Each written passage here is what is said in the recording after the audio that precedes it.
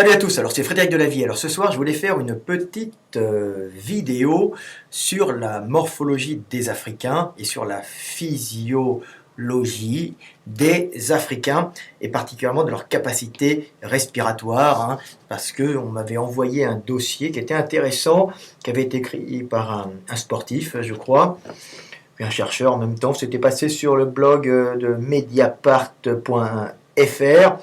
Et ce blog, c'était pourquoi les Noirs ne sont pas champions de natation. Alors c'était un très bon article, très intéressant, qui ne répond pas aux questions, mais qui montre justement qu'il y a des différences entre les Européens et les Africains, et que les Africains, par exemple, ont des capacités respiratoires différentes, inférieures, on va dire, aux Européens, un volume de pulmonaire différent.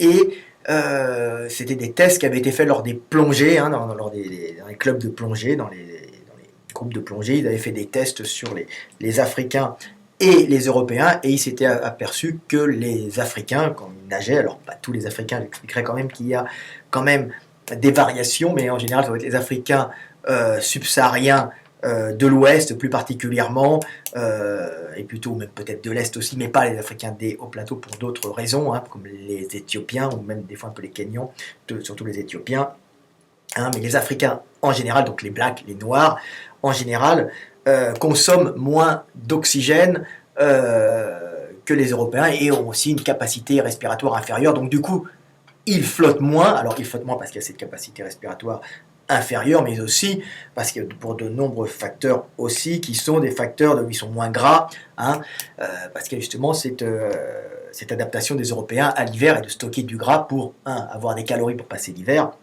et deux, avoir du gras tout autour de soi, qui fait comme un manteau comme les phoques, qui protège du froid, parce qu'on est des montées africaines au nord, nous les Européens, moi particulièrement, parce que je suis un blanc, méditerranéen un peu par ma maman, et d'Europe centrale un peu par mon papa.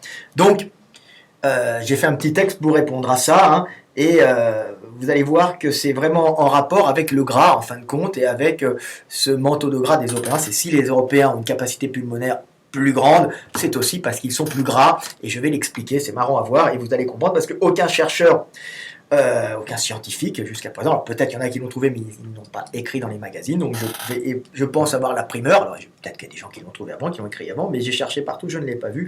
Je vais expliquer pourquoi les Africains ont cette capacité pulmonaire inférieure et consomment moins d'oxygène en général qu'un Européen. Alors évidemment, quand ils font du sport, ils consomment beaucoup d'oxygène, Donc je vais l'expliquer, parce qu'on m'avait envoyé justement un message, monsieur m'avait envoyé cet article de Mediapart qui était très bien. Donc j'ai fait un petit texte pour expliquer cela, et vous allez vite comprendre que c'est tout simplement de la mécanique énergétique et de la physique de base, de la physiologie. Donc voilà, alors je ne suis pas un grand lecteur comme vous le savez, mais c'est très intéressant, ça va intéresser les Africains et les Européens en même temps, puis ça va intéresser tous les gens qui se passionnent pour l'homme et l'humanité. Et puis ça va intéresser aussi, parce que j'en ai des fois sur mon site qui sont un peu cons, des fois les skinheads, qui vont comprendre un peu les différences, et que les différences, il n'y a pas de supériorité ni d'infériorité, il n'y a que des adaptations climatiques et des adaptations géographiques, et il y a des qualités propres à chaque peuple, qui sont des qualités qui sont utiles dans le milieu dans lequel ils sont, mes amis racistes, il faut comprendre ça. Je n'ai rien contre vous, simplement vous avez une mauvaise perception des choses, et il faut un peu comprendre les choses. Alors voilà, parce que c'est une petite aparté, parce qu'il y en a qui sont venus me faire chier. Donc voilà, alors le petit texte que je vais vous lire, c'est un petit texte explicatif qui va vous éclairer sur ce domaine, et je pense avoir la primeur de la découverte, de l'explication au moins. Voilà. Alors c'est pourquoi les Noirs ont-ils en général une capacité pulmonaire inférieure à celle des Européens, ainsi qu'une consommation d'oxygène proportionnellement inférieure. Tout simplement parce que les Africains vivent dans des climats plus chauds que les Européens, et que l'oxygène permet de faire fonctionner l'organisme et rentre entre autres dans les processus de thermorégulation en permettant le réchauffement du corps.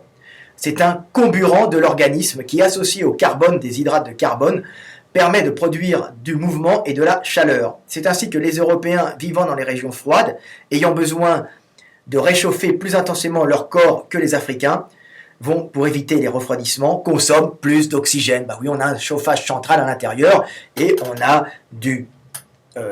notre carbone, nos hydrates de carbone, et puis aussi notre graisse qui est transformée en sucre et qui est en fin de compte utilisée dans la combustion de l'organisme pour toutes les fonctions de l'organisme, hein, se mouvoir, faire fonctionner l'organisme, et essentiellement aussi se chauffer quand il fait froid. Hein. N'oubliez pas qu'on a plusieurs...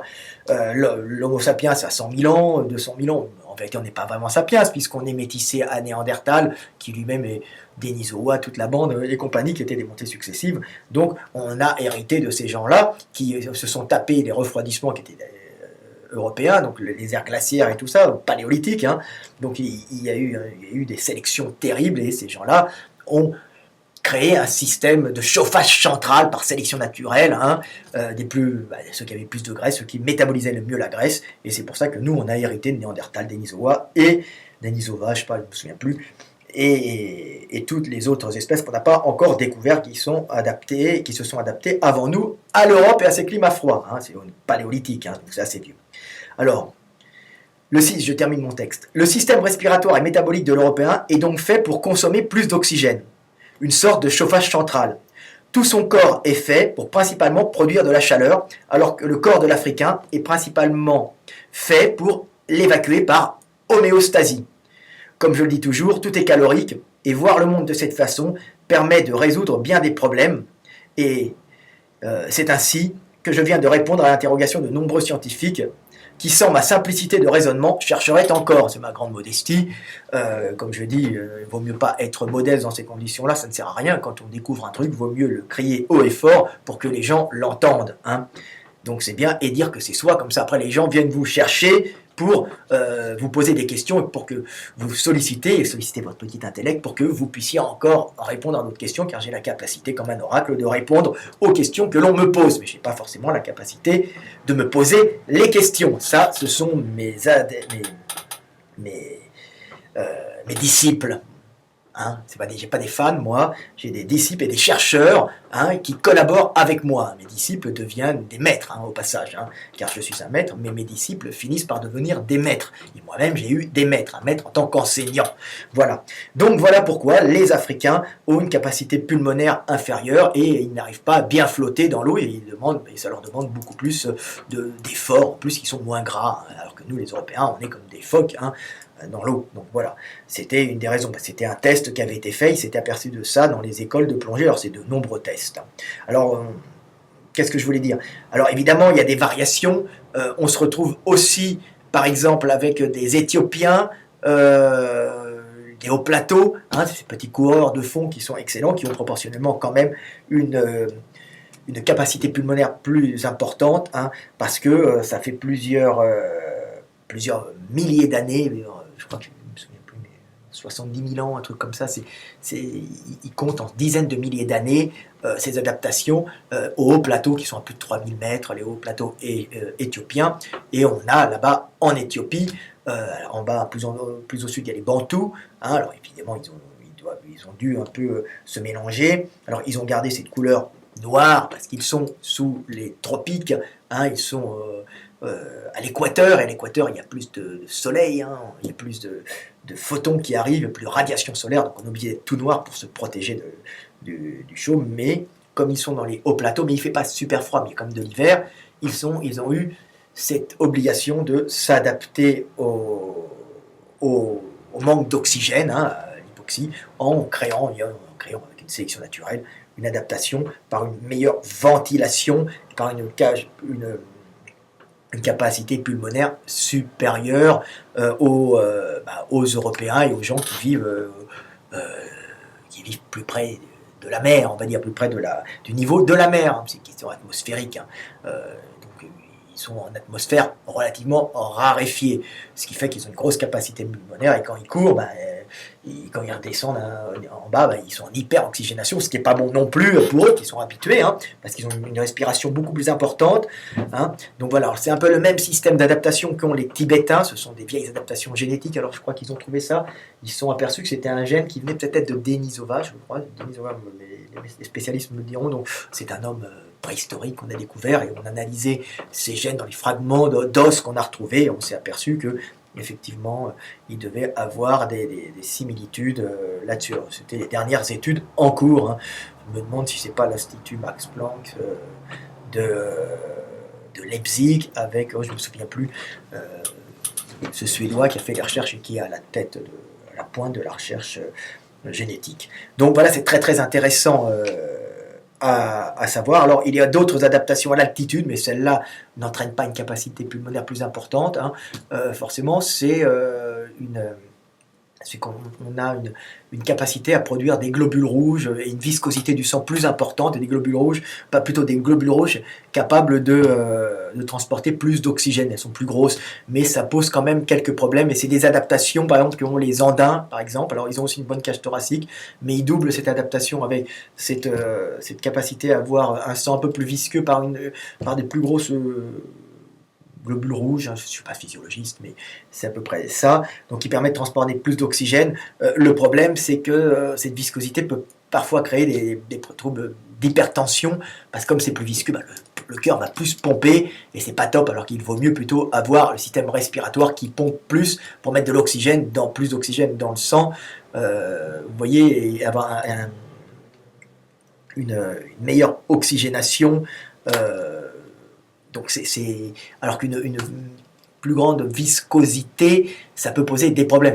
Viscosité veut dire qu'on ne va pas forcément hyperventiler, hein, mais on va accélérer son rythme cardiaque, mais on va plutôt avoir une pression sanguine plus importante et des plus grosses globules rouges. Je pense que c'est à peu près ça. Mais ça peut poser des problèmes dus justement à cette viscosité qui peut entraîner des problèmes artériels, ou des problèmes de vaisseaux, de nécrose, et des problèmes des problèmes cardiovasculaires à la longue. Donc ce mal des montagnes, même les Andins en souffrent. Donc les meilleures adaptations, celles qui perdurent à la fin, c'est plutôt celles les plus vieilles, c'est-à-dire celles qui prennent le dessus après.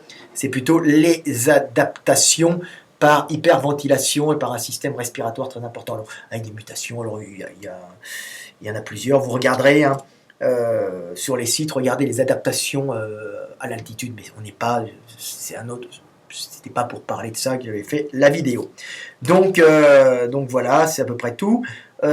Pour donner une image un peu du système européen, de cette adaptation au froid, hein, donc nous les Européens, on a une plus grande capacité respiratoire, tout simplement parce qu'on a un gros poil à l'intérieur de nous qui permet d'utiliser notre gras que nous stockons, hein, un gros stock de gras pour passer l'hiver, et ce stock de gras va être utilisé comme chauffage central pour nous réchauffer quand il fait froid. Donc, par exemple, quand on marche l'hiver, on a besoin, de calories, donc d'hydrate de carbone, hein, de sucre pour faire fonctionner le corps, pour mouvoir la machine, mais en même temps, on a besoin d'un chauffage pour pouvoir chauffer cette machine et l'empêcher justement de geler ou de se refroidir, et d'avoir une moins bonne une plus grande rigidité musculaire, plus grande rigidité tendineuse, et un moins bon afflux nerveux, une moins bonne transmission nerveuse, parce il fait froid, et donc à ce moment-là, on fonctionnera moins bien. Donc c'est pour ça qu'on a du gras, on a un chauffage central, plus, hein, comme les Africains n'ont pas de chauffage central, hein, eux, ils en ont un, bien sûr, ils transpirent, ils se réchauffent comme nous, hein, mais qui est beaucoup moins adapté, avec beaucoup moins de réserves énergétiques, on a beaucoup moins de gras, et pas besoin de gros poumons, parce qu'ils sont rarement en train de lutter contre le froid. L'Africain lutte plutôt contre la chaleur. Mais je vais l'expliquer, c'est une lutte qui est plutôt passive. Hein, donc ça ne demande pas beaucoup de consommation d'énergie. Je vais expliquer ça juste après. Donc voilà, donc l'image, la parabole, on va dire, avec le chauffage central de l'occidental, de l'européen, de l'asiatique aussi, hein, qui sont des habitants du nord, même de l'Inuit, hein, qui sont des asiatiques aussi, un peu, hein, de l'esquimau. C'est la parabole, ça sera de parler du poêle qu'on a à la maison, hein, pour se chauffer avec du charbon, du carbone, hein, comme nous utilisons des hydrates de carbone, nous marchons au sucre, notre charbon, notre poêle à charbon marche de la même façon pour réchauffer la maison, hein, comme le nôtre, mais simplement nous c'est des principes un peu différents, mais ce sont les mêmes molécules, et c'est le même principe de carburant et comburant qui rentrent en compte. Donc dans un poêle, vous avez toujours une entrée d'oxygène vers le bas, hein, et le charbon qui vous permet justement à l'oxygène associé au charbon de produire de la chaleur par la combustion. Alors, je ne suis pas physiologiste, mais voilà, c'est ça. Et puis dans le corps humain, c'est la même chose. Donc, vous voyez pourquoi, alors un charbon a besoin d'oxygène, nous, les Européens, avons besoin d'oxygène pour nous réchauffer. Donc nous consommons plus d'oxygène que les Africains. Nous avons plus grosse cage thoracique et de plus gros poumons. C'est tout simplement pour lutter contre le froid. Alors l'été, on ne va pas fonctionner avec du chauffage, mais par contre, on thermorégule beaucoup moins bien que l'Africain. Alors l'Africain chauffe aussi, bien sûr, il fait froid, il est adapté dans les zones un peu désertiques, il fait froid des fois l'hiver, il a besoin de se réchauffer. Donc visiblement, les gens du désert ont sûrement des adaptations un peu différentes des gens qui vivent directement sous les tropiques au niveau de la mer, où à ce moment-là, ceux-là n'ont pas de très très bonnes adaptations au froid, mais les Africains, par contre, ont un très bon système de thermorégulation pour évacuer la chaleur qui est de l'agitation moléculaire. Donc la chaleur, c'est l'agitation moléculaire. Et le but de la façon dont on évacue la chaleur, c'est souvent une façon passive. C'est ce qu'on appelle l'homéostasie calorique, c'est-à-dire que la chaleur du corps, l'agitation moléculaire du corps est transmise au milieu ambiant. Cette agitation moléculaire est transmise au milieu ambiant et ce milieu ambiant tend à avoir une uniformisation de cette agitation moléculaire pour finir dans quelques milliards d'années par, comme me disaient les scientifiques, les cosmogologie, c'est ça, je ne me souviens plus, par une espèce d'univers qui se terminera par un froid glacial et une agitation moléculaire qui se terminera. Il n'y aura plus que le vide et l'agitation moléculaire et sans chaleur et avec un froid galactique.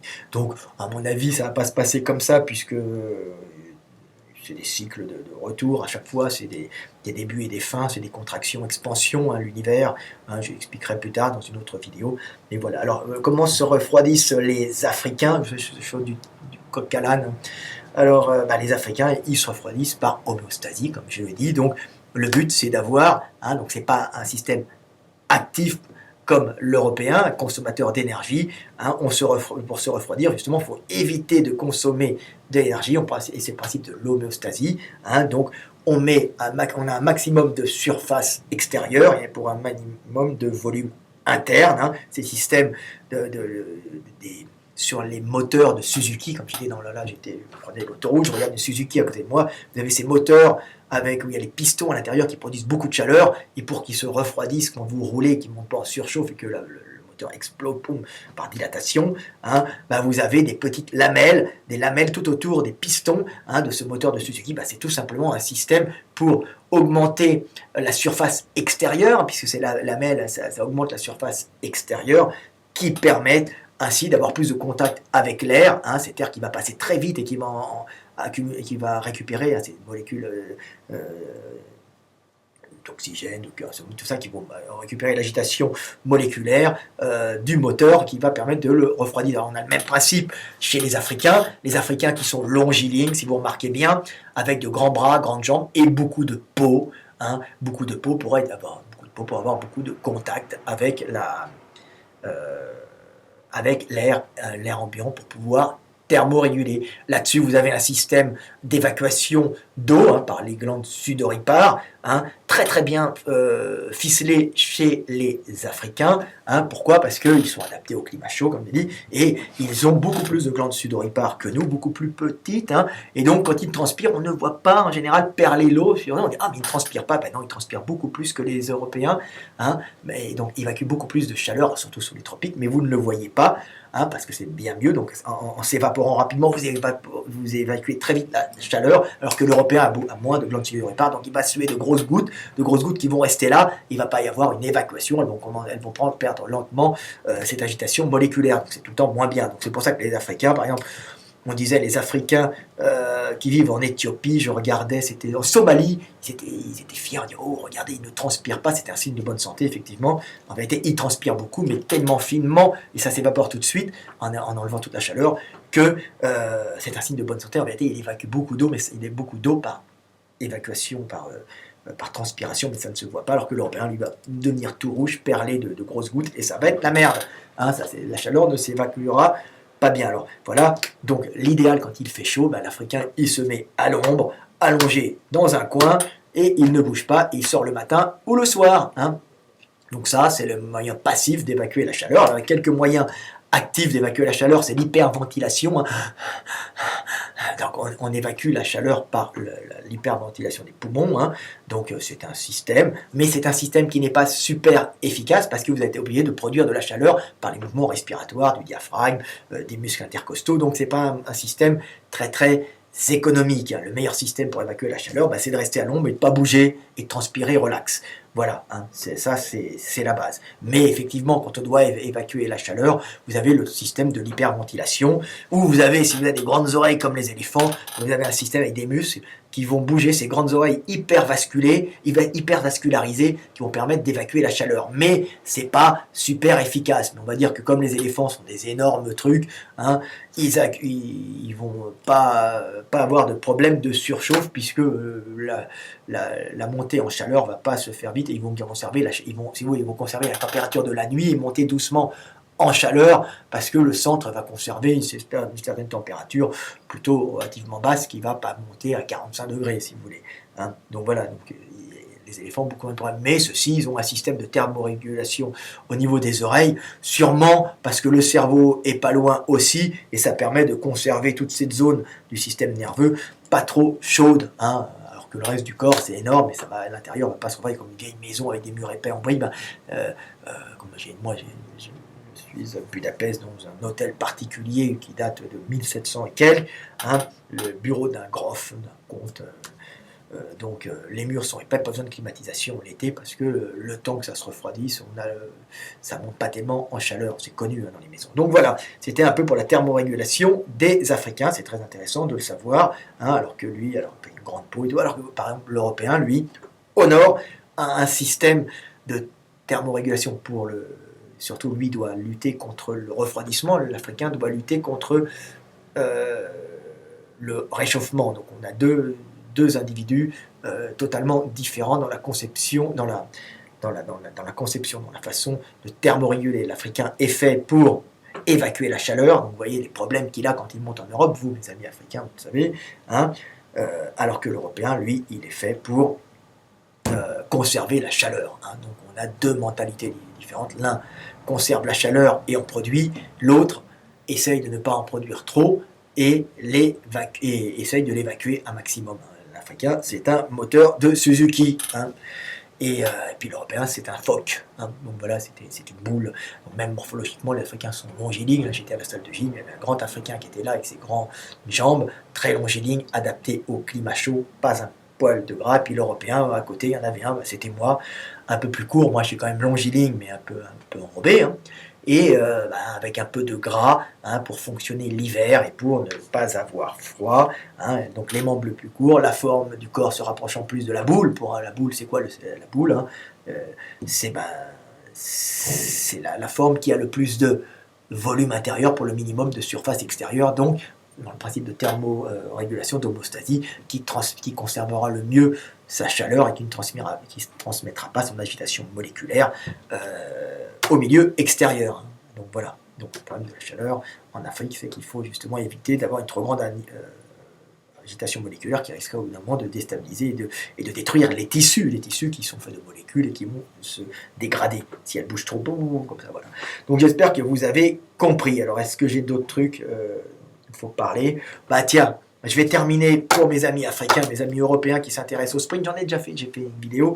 Pourquoi les Africains ont de larges épaules? Je referai une vidéo dessus parce que ça, c'est encore moi qui l'ai découvert. Hein. Les Africains taille fine, larges épaules, grandes jambes. Alors pourquoi les Africains ont de larges épaules? Question toute simple. Réponse très simple. Alors question, ça paraît très compliqué à répondre, mais quand on pense simplement, quand on pense en calories, hein, comme j'ai dit tout à l'heure, pensez en calories mes amis, pensez en calories mes frères, pensez en énergétique et vous comprendrez le monde, vous comprendrez les relations humaines, vous comprendrez les relations amoureuses. Donc et vous comprendrez Dieu. Donc pourquoi les Africains ont de larges épaules? Tout simplement parce qu'ils ont de grandes jambes, faisant des grandes oscillations au sol, poum, poum, poum, poum, poum. Quand on fait des grandes oscillations au sol, on est comme un funambule, obligé de compenser avec un espèce de levier extérieur, comment ça s'appelle, un balancier extérieur. Quand vous faites une grande oscillation de la jambe en avant, vous avez intérêt, la jambe droite en avant, vous avez l'intérêt, quand on met la jambe droite en avant, vous avez l'intérêt d'avoir une épaule gauche, très large, très loin, qui permettra, en revenant en arrière, d'empêcher justement cette oscillation et de compenser par un système de balancier le déséquilibre que pourrait entraîner cette jambe avant, droite, balancée en avant. Donc, quand vous avez des grandes jambes, vous avez de préférence de larges épaules pour compenser ces grandes oscillations par un système de balancier, pour ne pas tomber en déséquilibre quand vous marchez. Grandes oscillations, on marche, on avance, l'énergie cinétique étant importante, donc on est obligé de compenser par des grandes épaules pour compenser le mouvement. C'est un système de balancier. Donc les grandes épaules des Africains qui font très bons boxeurs, avec une bonne allonge, bing, on la balance en avant, c'est tout simplement parce que vous avez des grandes jambes, vous voyez, comme tout est lié, comme je dis tout le temps, si les Allemands sont grands, c'est parce que l'herbe est verte en Allemagne. Oui, alors qu'est-ce qu'on dira pourquoi? Tout simplement, vous allez voir, tout est lié parce que comme il pleut beaucoup en Allemagne, l'herbe est verte. Comme l'herbe est verte en permanence, les vaches mangent beaucoup d'herbe et elles peuvent faire beaucoup de lait. En faisant beaucoup de lait, les Allemands ont compris qu'ils avaient une source de protéines importante qui peut générer des maladies, effectivement, à long terme. On s'en fout, ça a aidé l'humanité, ça a permis pendant de nombreuses années d'avoir un apport calorique important. Et donc c'est pour ça que l'herbe étant verte, les vaches produisent beaucoup de lait, les Allemands boivent beaucoup de lait, et donc ils poussent au cartilage de conjugaison, ils ont des grandes jambes et des grands bras, et il n'y a pas de sélection sur les petits, et on se retrouve avec des grands Allemands parce que l'herbe est verte. Voilà, c'est tout. Et évidemment, il y a des sélections sur les petits quand il y a des carences alimentaires fréquentes, qui fait que les grands qui ont des gros moteurs consomment trop et meurent à une première famine. Donc voilà, vous voyez que le monde est particulièrement simple quand on le voit du côté calorique, et puis j'espère que j'ai répondu à certaines de vos questions. C'est toujours très intéressant. Alors c'était une petite vidéo pour mes amis les Noirs et mes amis les Blancs et les Asiatiques au passage, donc mes amis du Sud et mes amis du Nord, pour qu'ils comprennent leurs différences. Et puis je ferai une autre vidéo plus approfondie sur les adaptations à l'altitude. Alors là, j'ai rien découvert dessus. Moi, là, j'ai découvert, comme je l'ai dit, j'ai découvert le principe de, si vous voulez, la cause du fait que les Africains ont moins grande capacité pulmonaire, mais par contre sur les adaptations climatiques en altitude, il y en a qui sont bien meilleurs que moi et qui ont fait déjà toutes les recherches. Alors je ne sais pas pourquoi ça intéresse énormément, sûrement parce que c'est une activité qui a peut-être peu d'Africains en natation, donc et puis il y a beaucoup d'Européens qui vont faire des excursions en montagne et qui ont été confrontés à ce problème. Donc beaucoup de chercheurs ont dû essayer de comprendre ce qui se passait. Donc c'est pour ça que je ferai une prochaine vidéo sur les adaptations à l'altitude. Voilà, c'était Fred Delavier, 27 minutes 59. Est-ce que j'ai d'autres trucs à rajouter? Non. 28 minutes, petite vidéo du samedi soir. À bientôt les amis. Puis vous voyez mon nouveau t-shirt, Fred Delavier. Puis je vais vous le montrer de dos. Il est sympa. J'espère que vous le voyez. Voilà. Voilà. Je me mets à faire des t-shirts et je vais en faire plein parce que ça m'amuse. Voilà. Allez, à bientôt. Fred Delavier, 28 minutes 25. Bye. Salut.